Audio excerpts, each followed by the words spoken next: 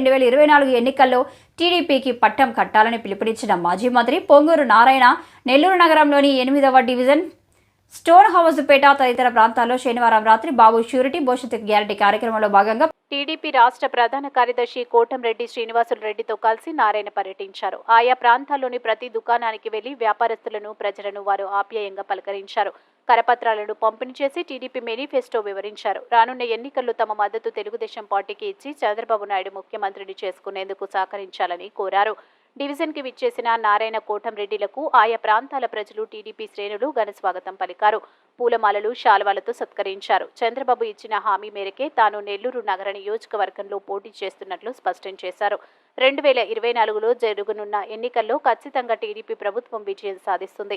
ఈ కార్యక్రమంలో సోమిశెట్టి వెంకటేశ్వర్లు, రాష్ట్ర కార్యవర్గ సభ్యులు రాజనాయుడు, జిల్లా అధికార ప్రతినిధి కువ్వరపు బాలాజీ, జిల్లా మహిళా జనరల్ సెక్రటరీ కోమారి విజయమ్మ, రాష్ట్ర ఆర్యవైశ్య నాయకులు కొండా ప్రవీణ్, వీరబ్రహ్మం గుప్తా, భావనాసి సురేష్, దర్శి హరికృష్ణ, 8వ డివిజన్ అధ్యక్షుడు బీసీ బాబు, నాయకులు Subrahmanyam, Paluru Srinivasulu Naidu, Yajjala Sekhar, Sumanth, minority cell city అధ్యక్షుడు ఇక్బల్, టీడీపీ ముఖ్య నేతలు, నాయకులు తదితరులు పాల్గొన్నారు.